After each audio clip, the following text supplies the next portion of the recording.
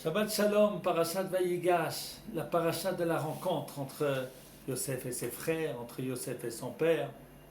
Parashat finalement pleine de joie, mais en fait elle est un peu triste.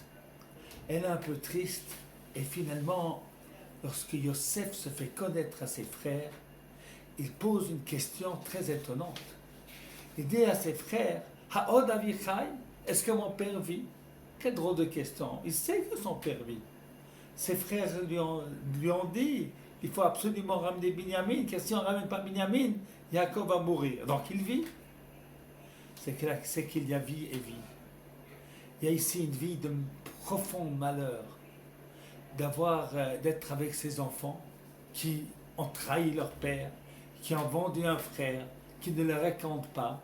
Le père croit que son fils est mort, et quelle relation vraie peut-il avoir avec ses enfants?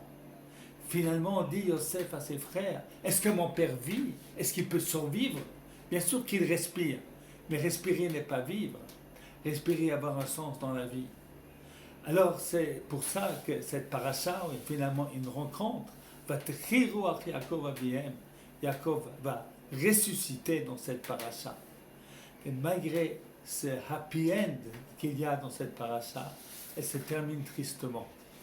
Que ce happy end se fait avec l'oubli d'Eretz Israël.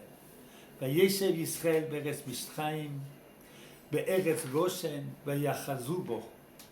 Eh bien, les enfants d'Israël s'installent dans le pays d'Égypte. Pas séjournent, mais s'installent dans le pays d'Égypte. Vayachazu bo, ils se saisissent dans le pays. Et alors c'est bien triste. Finalement, cette unité de la famille, elle s'est passée avec une trahison finalement de notre présence en Eretz Israël. Les trois derniers mots, c'est l'espoir. Vayifru, vayebu mo'od. Et ils se sont beaucoup multipliés. Ils vont devenir un peuple. Et le jour va venir où les Égyptiens vont les vomir, ils vont retourner en Eretz Israël. Et ça va prendre du temps, mais faire revivre ainsi Yaakov complètement. Shabbat Shalom à tous.